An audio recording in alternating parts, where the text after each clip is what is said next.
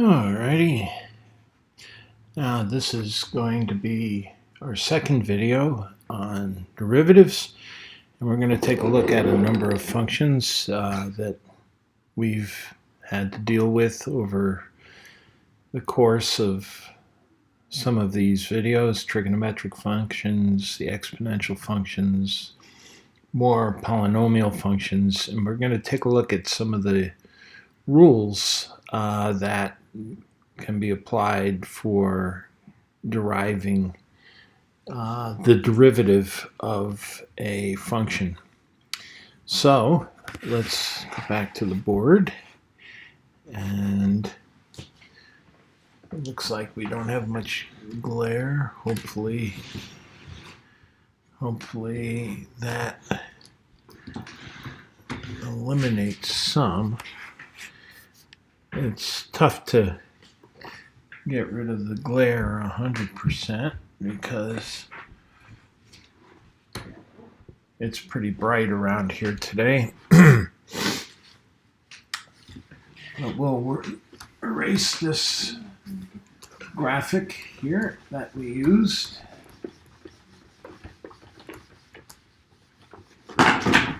This is the typical graphic or way in which derivatives are shown. So let's take a look. We took a look at we looked at polynomials. We've got what we called the power law or power rule, where if we have f of x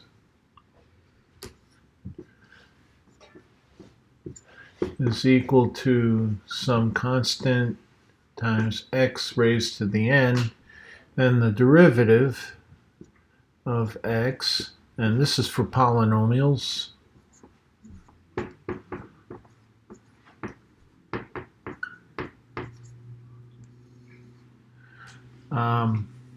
the derivative is a n x to the n minus 1. Now, what we haven't talked about yet is what we're talking about when we're looking at, let's say, when we go y2 minus y1 over x2 over minus x1, and y2 is some function of x plus delta x minus f of x over x plus delta x minus x. That's the change in y over the change in x.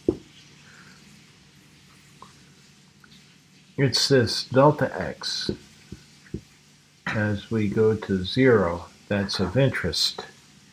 And in reality, in life, in reality, we have a limit. We call that the Planck length. And it's something like 1.616 by 10 to the minus 35 meters. It's very, very small. But below that length, physicists describe space and time as not being distinct from one another, but that they're boiling around in some quantum foam. And so we can't distinguish anything below the Planck length. The Planck length is the smallest length that can be measured, below which it doesn't make sense in talking about a length because it's meaningless. There's nothing that can be smaller. It's like when Spinal Tap said uh, about their album cover, that how much more black can the cover be, and they said none more black. Well, with the Planck length, you can't get anything smaller. That's physical reality. When Newton thought of a differential, his idea of a fluxion was a very similar idea. It was something that was, I don't know, they use a term. It's a differential, dx, is something that's greater than 0, but there's nothing smaller than it. There's no length that can be described as being any smaller than a differential or an infinitesimal. It is the smallest entity. And so it has properties of both 0 and real numbers. And that's why there was a conceptual, philosophical problem for so many years because this idea of an infinitesimal couldn't really be demonstrated as being valid. But nonetheless, it was used, and the notation for that is d dx. So we use this notation as an operator. So we're introducing the idea of an operator. This says do something to a function. And so what it says is, if we have a function f of x, if we take the d dx of f of x, that's our derivative. And this notation is very helpful in helping us understand how to come up with derivatives. For example, what if we have a function f of x that is a product of two functions, g of x times h of x. Well, what do we do with this? What is d dx of f of x? Well, it's d dx of the whole thing, g of x times h of x. And that turns out to be dg of x dx times h of x plus g of x d dx of h of x. So really we got g prime of x times h of x plus g of x h prime of x. So that is another rule. It's just a variation, really, of what we call the power rule. This is the power rule.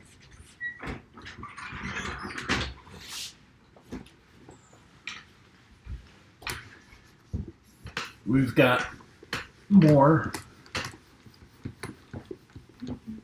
variations that we can look at. So let's move along.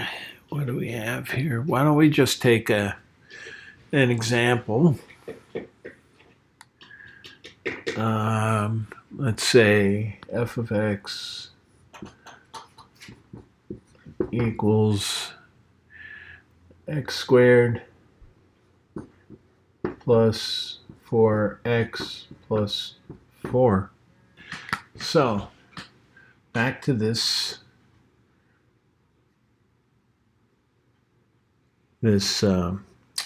equation. Let's say we want to take dx of f of x equals dx of x squared plus 4x plus 4, and that is equal to 2x plus 4, and that's the df dx. Or if we call this y, we have dy dx, and that's typically the form we use when we take a derivative, dy dx. But also, I believe this can be factored. So what if that is x plus 2 squared? Well, that's x squared plus 4x plus 4. So we could say, what is dx of x plus 2 squared? Well, we could substitute p equals x plus 2, and that's equal to dp squared dx, and that would be 2p dp dx, because we don't know what p is. P happens to be that, so that's 2p times dp well, what we got, p is this, so we've got 2x plus 2 dp dx, dx of x plus 2, and that's just 1, so that's equal to 2x plus 4. So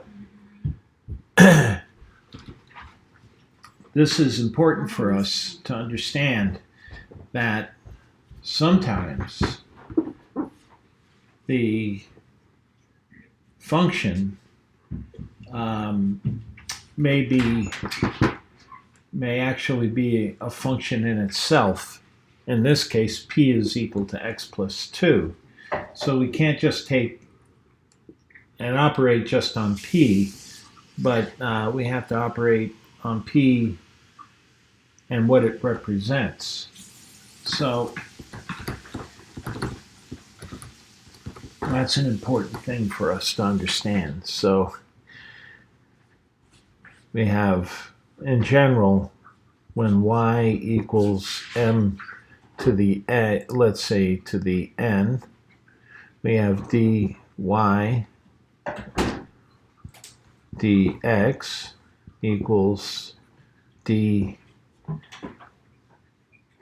dx of m to the n, which is equal to n times n minus 1 dm dx. So that is really basically what we're doing with the power law. And that is very helpful for us to understand, because if m is equal to some x plus 2, and we have m squared, we have x plus 2 squared. So we're taking the derivative of the entire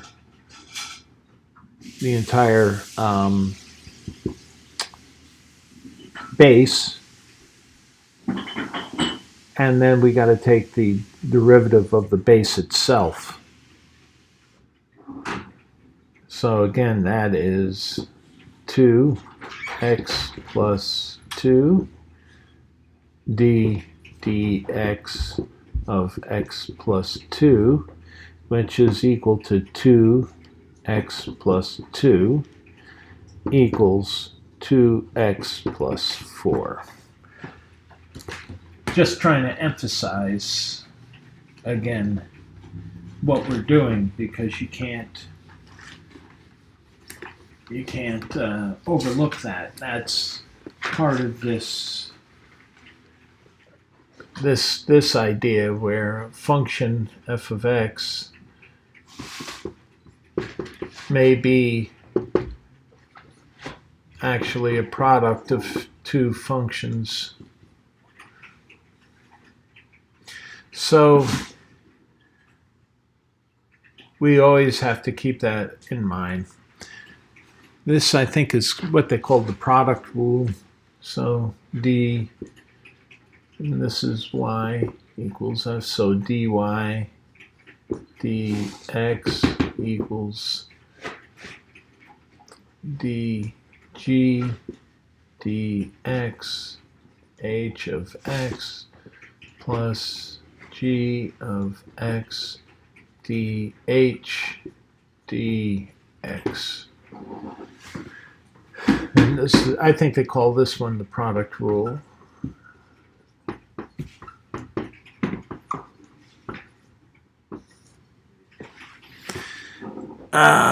So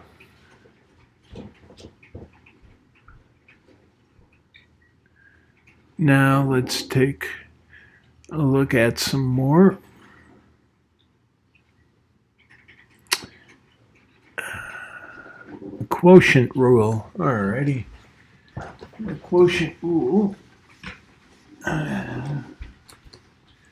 is where we have f of x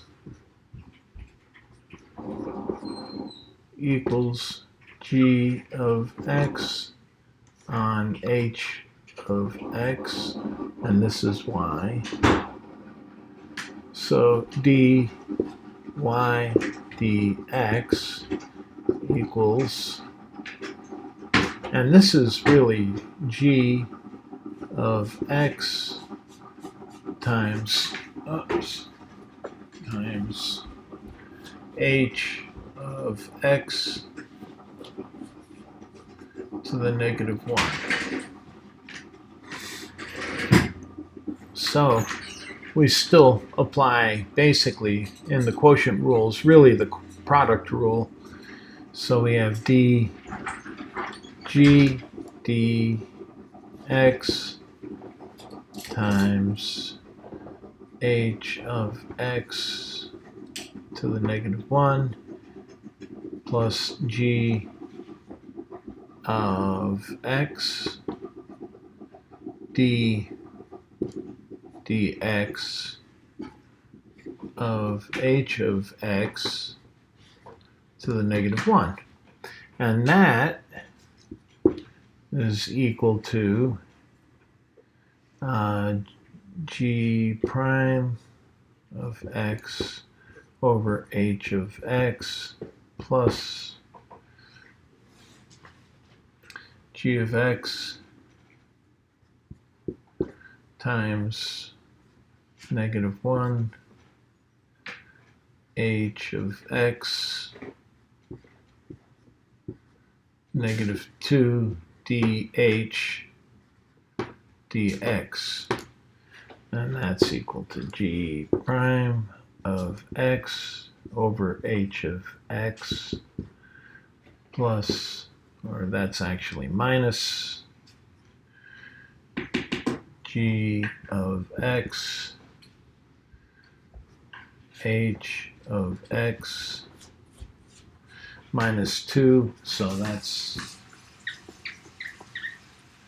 over h of x squared times h prime of x.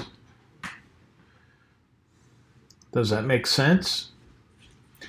Well, let's take a look at a real-life example. All right. Let's say we have f of x equals x squared over x plus 2 squared.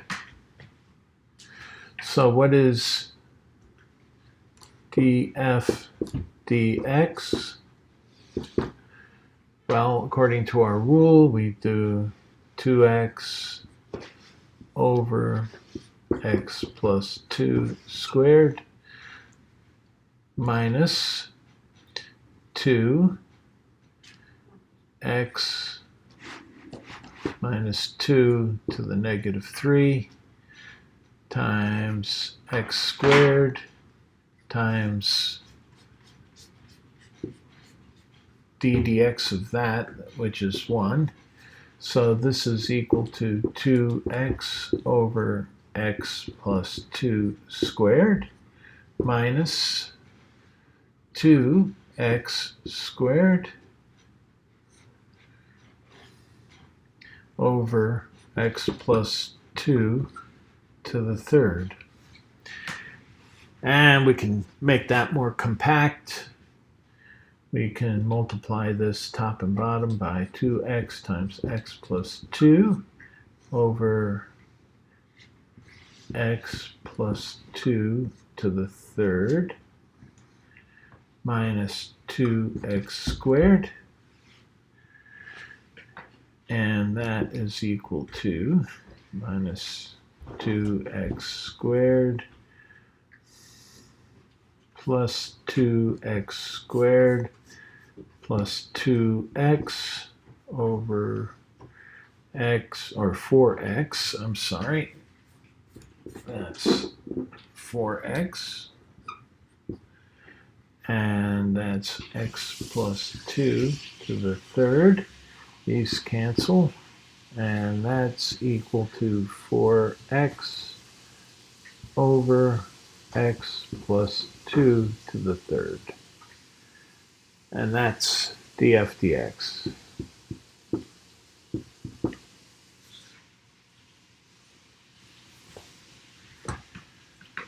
And that's applying the quotient rule.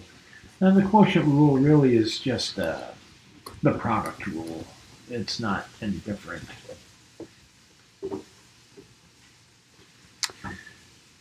Now there's something that we call the chain rule. What if f of x is equal to g of h of x? And let's make these brackets so that they make more sense. Let's see.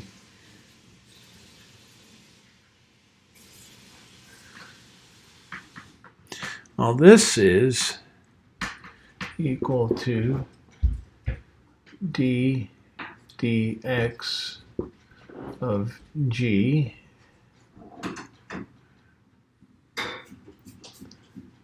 of h of x times d dx of h of x.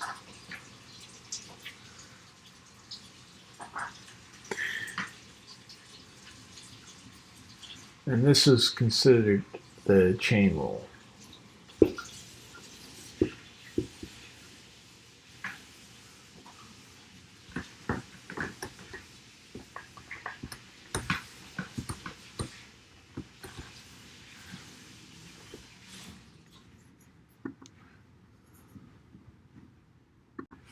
Okay, so why don't we try an example of that, and we could say f of x is equal to x squared plus we do it this way, plus x squared. Well, using our rule, we have 2 x squared plus x times d dx of the base, which would be 2x plus 1. And so we expand this out. We have 2x squared plus 2x times 2x plus 1. And that is 4x to the third plus 4x squared. Okay, 4x to the third times 4x squared plus 2x squared plus 2x. And then we compress this a little more. We got 4x to the third plus 6x squared plus 2x. Well, why don't we just expand this out? And the thing is that sometimes these functions can't be expanded out, but in this case, I'm able to do so. So I can take a look at this and say this is that f is equal to x squared plus 2 squared, which is x squared plus 2, or that's x, I'm sorry, x times x squared plus x, and that's equal to x to the fourth plus x to the third plus x to the third plus x squared. And that's equal x to the fourth plus 2x to the third plus x squared. And if we just take the derivative using our power rule, we have 4x to the third plus 6x squared plus 2x. And that equals each other. So we didn't have to go to the trouble of expanding it using our chain rule. So now we've got a few rules under our belt for polynomials that will help us in taking derivatives. Now, let's move on to, they're really just variations on the power rule, really, when you're discussing the chain rule. So, let's see. Let us take a look at f of x. F of x equals e to the x. Well, what do we have? We have basically what we're looking at is delta y over delta x. The limit as delta x goes to 0, and that is our derivative. That is our df dx. So what we do in this case, we have delta y over delta x is equal to y2 minus y1 over x2 minus x1 is equal to e to the x plus delta x, all right, minus e to the x all over delta x. And so that's what we're taking the limit of. We're taking the limit of delta x goes to 0 of e to the x plus delta x minus e to the x over delta x. Well, we already know from our discussion with concerning exponents that this we can do something to. So we got limit as delta x goes to 0 of e to the x times e to the delta x minus e to the x over delta x. So we can factor out e to the x, and because e to the x also doesn't affect our limit in any way, we can factor that outside the limit. So we got e to the x limit of delta x goes to 0 of e to the delta x minus 1 over delta x. And if we factor this out, e to the x limit of delta x goes to 0 of e to the delta x times 1 minus 1 over e to the delta x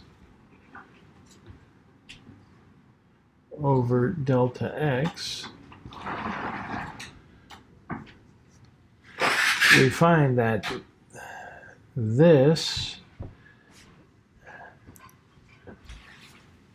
expression we can take a look at if we look at a table. Okay, so basically what we're going to do is we're going to look at the behavior of this 1 minus 1 over e to the delta x over delta x. And so we're going to take a look at that. It's an important function because that's what we're taking our limit of. So we're going to look at delta x. Let's make a table here. Delta x. We have 1 minus 1 over e to the delta x. And then lastly, in our table, we have 1 minus 1 over e to the delta x over delta x. And these are our 3 different columns. And let's look at 1.1, 0.01, 0.001, 0.0001. We're making delta x go to 0.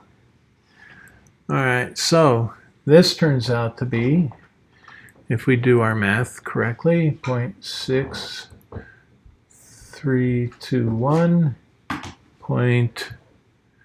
0.09516, 0.00995. Those go on and on. And this one is 0.0009995. This goes to 0.0009995. And look at what these round to, okay? When we round this one, we are rounding basically to 0, 0, 0.001. That's what we're rounding to. That's approximately what that is. And so this ratio, 0.00009995 over 0.001 is approximately 1. And as we continue further down, 0.00001, this will be 0.0000099995, and this ratio gets closer and closer to 1. And so the limit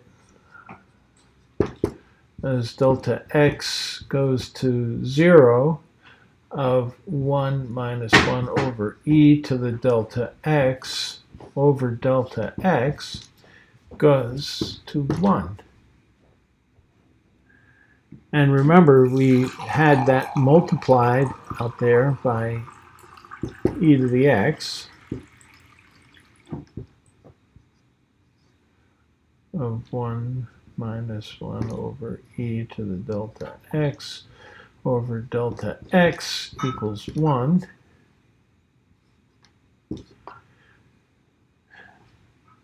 So what we're left with is e to the x. So what we find then is something very interesting.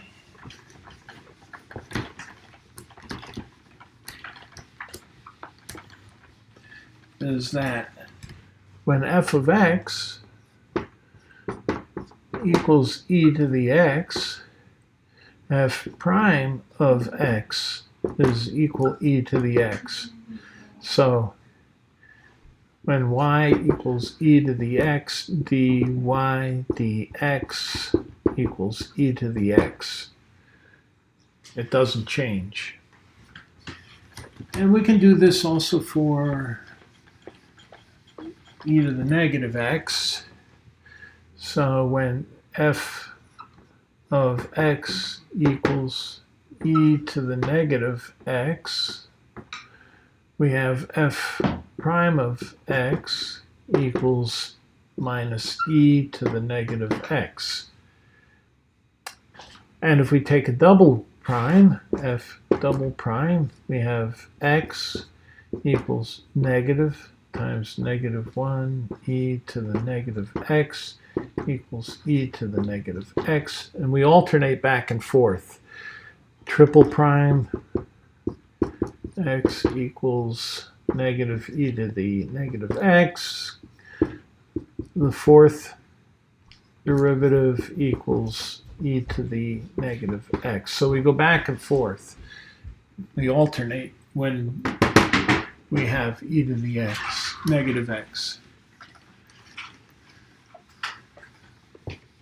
And that's useful for us because when we want to take, let's say, calculate a Taylor series, let's say e to the negative x equals a naught plus a1x plus a2x squared plus a3x to the third plus forever. When we take derivatives, we've got negative e to the negative x, e to the negative x, negative e to the negative x, e to the negative x. And this is a1 plus 2a2 plus x plus a3, 3x squared plus blah, blah, blah. And this one is 2a2 plus a3 times 3 times 2a x plus a4. Yep, a4 plus times 4 times 3 x squared plus dot dot dot. And we go on and on. 3a, this is 3 times 2a3. This is 4 times 3 times 2a4. And now we can solve when we, whoops, throwing my pen around.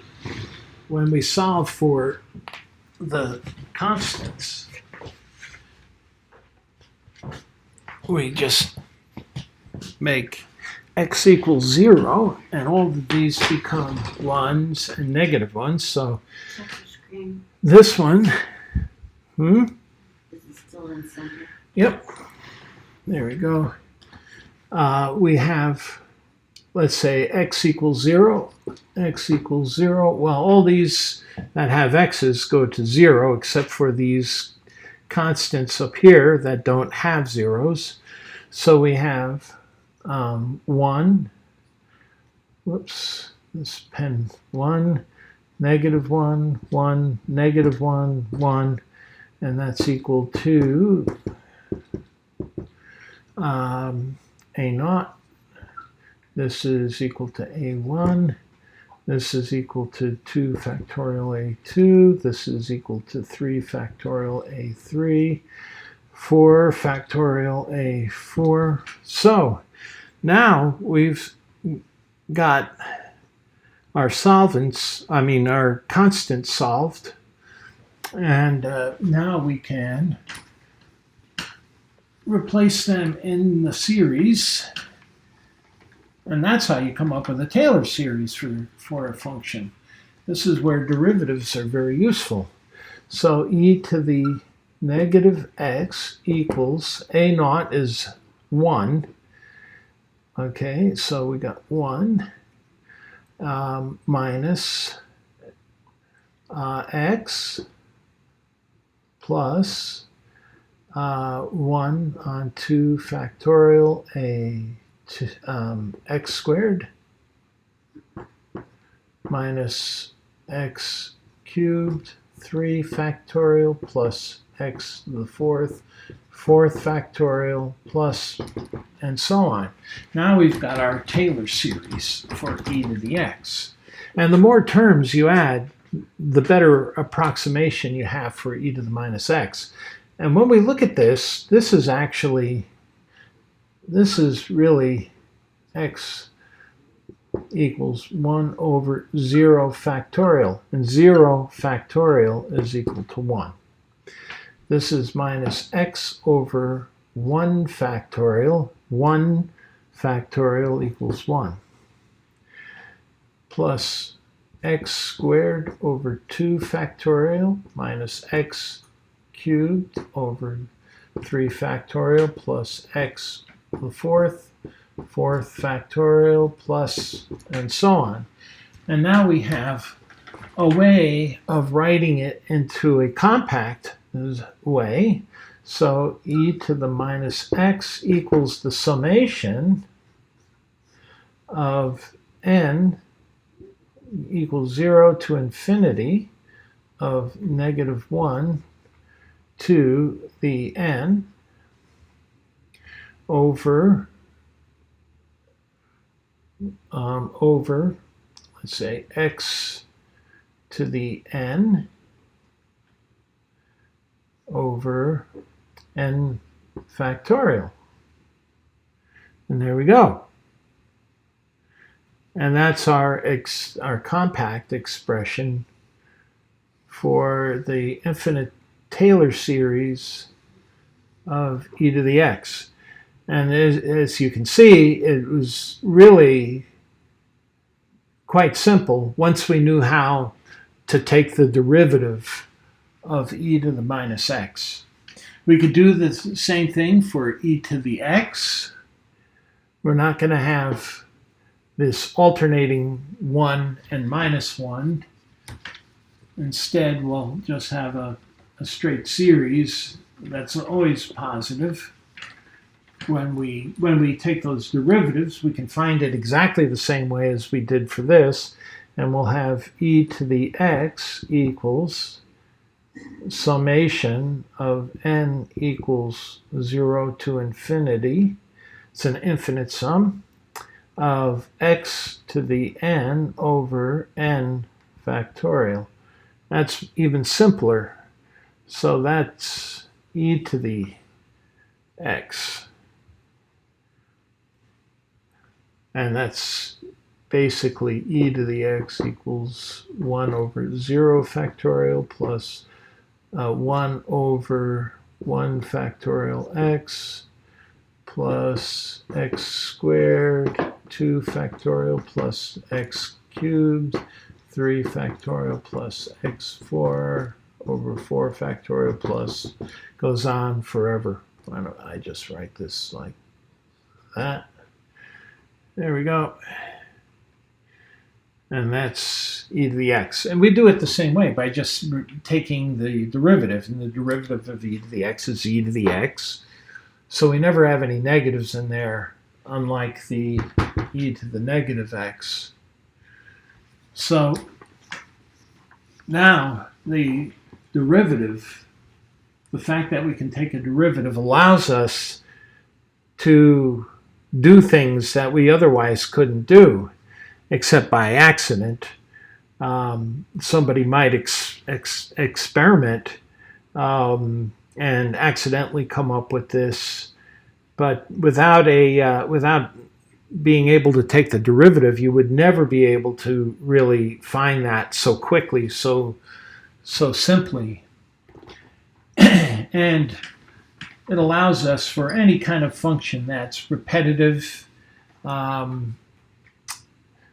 sort of like a cosine of x or sine of x. And we haven't even looked at the derivatives of those yet. Those are cyclic when you take derivatives, and that allows you to be able to create an infinite series for those also because of their cyclic characteristics. So now that I've mentioned the trigonometric functions, why don't we just take a look at them, and let's take a look at the cosine of x. I screwed it up. F of x equals the cosine of x. All right, so remember delta y over delta x is we take the limit, our standard limit to find the derivative of x. And we know that delta y over delta x is y2. Delta y over delta x equals y2 minus y1 over x2 minus x1. And in this case, this is cosine of x plus delta x minus cosine of x, all over delta x. So that's our function. But remember in our trigonometric identities that we can expand the cosine of x plus delta x, and that happens to be cosine of x cosine of delta x minus sine of x sine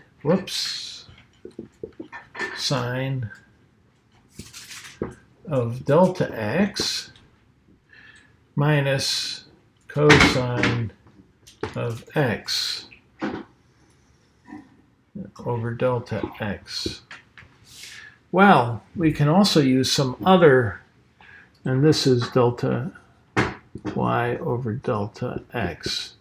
And we could use some other properties. For example, where when delta x is small, very small, kind of like we did with this function, 1 over e to the delta x. When delta x is very small, sine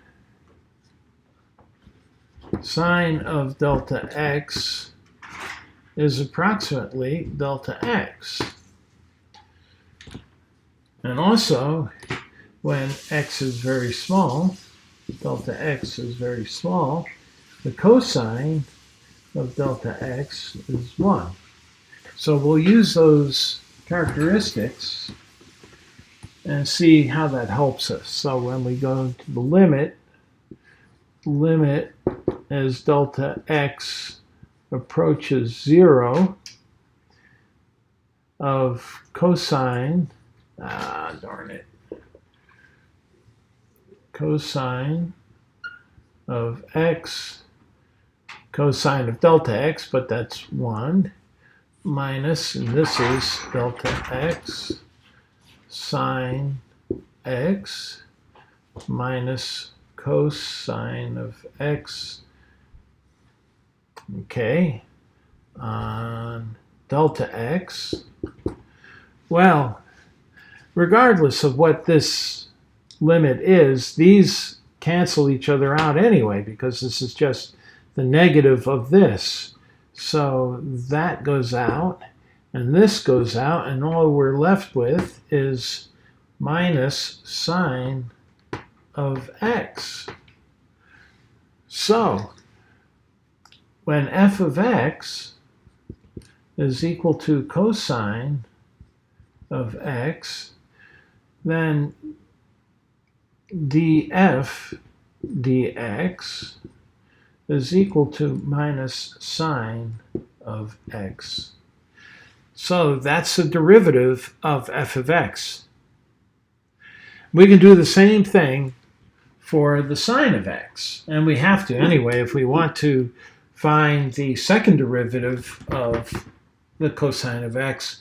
We need to know what the derivative of the sine of x is. So looking at the sine of x, we do the same sort of thing. We say that f of x is equal to the sine of x. And we have here, we got sine of x plus delta x minus sine of x over delta x. And we can expand this using our expansion identity, what they call the double angle formula for the sine of x.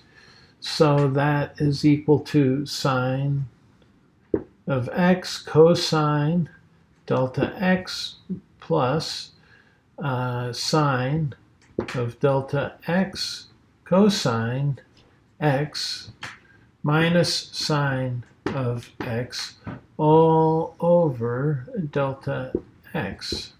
And again, when we take a look at the limit as delta x goes to 0 of this slope, here we have the sine of x over delta x minus sine of x over delta x. So whatever that limit may be, these cancel out anyway. Remember, we said when delta x is very small, the sine of delta x is equal to delta x. So that becomes the limit of delta x goes to 0 of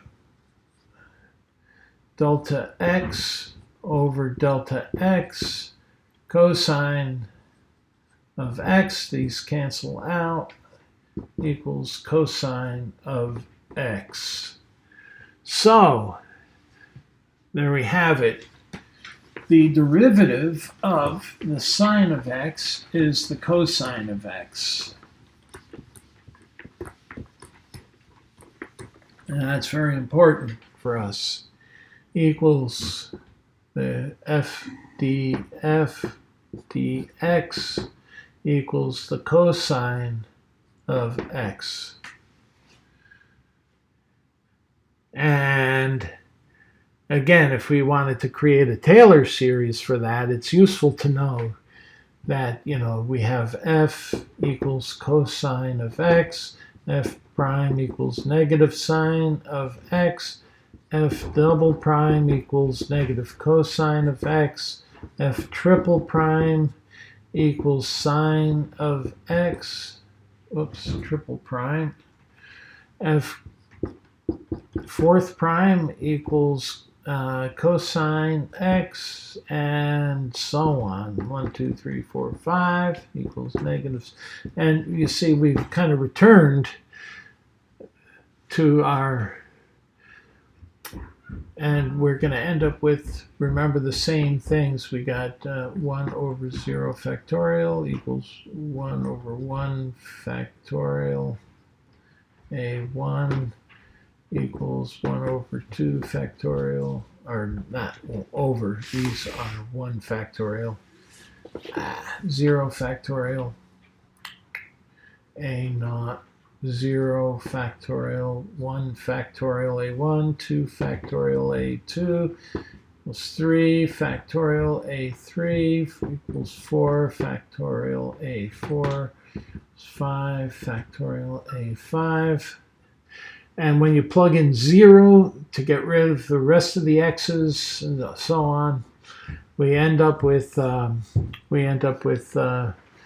naught. Let's write it over here. A naught equals 1 over 0 factorial. A1 is 0. A2 equals minus 1 over 2 factorial, a3 equals 0, a4 equals 1 over 4 factorial, and so on. So we can create a series for the cosine function that is cosine of x equals 1 over 0 factorial minus x squared over 2 factorial plus x to the fourth factorial minus x to the sixth factorial plus x to the eighth, 8 factorial plus, and it goes on forever. You see, in this case, we skipped a term. You can see that we got x to the 0, x squared, x4, x to the 6th, x to the 8th. So if we want to write a compact form, the cosine of x is equal to n equals 0 to infinity. We end up with 1 over n factorial. And we got negative 1 to the n. All right, so that works. And we got x to the 2n. So we got 0, 2, 4. Let's see, 1, 0, 1, 2, 3, 2n is 0, 2, 4, 6. So we got, that's our compact form, and that's our Taylor series for the cosine function. And if you take this out, I've already shown you in a previous video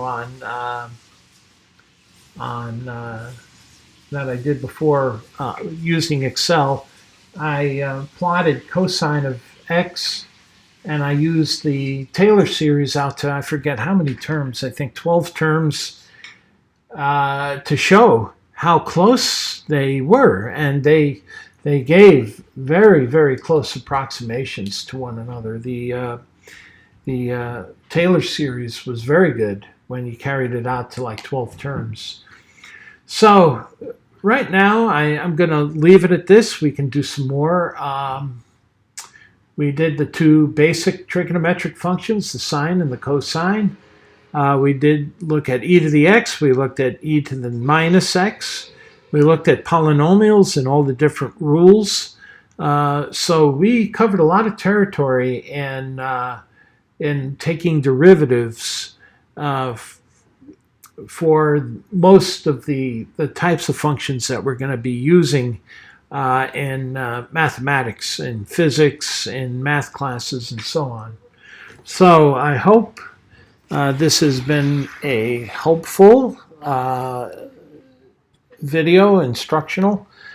And also, I tried to give you some examples here, examples of how you actually can come up with a Taylor series using derivatives for cyclic functions. So I think that's pretty neat. I really do. I think that that's really, really cool that a cosine function or a exponential can be expressed as an infinite polynomial. So that's pretty neat stuff. So anyway, we'll call it quits here. I don't want to put too much in a video, and hope you're all staying safe from Corona, and wish you all the best. So long.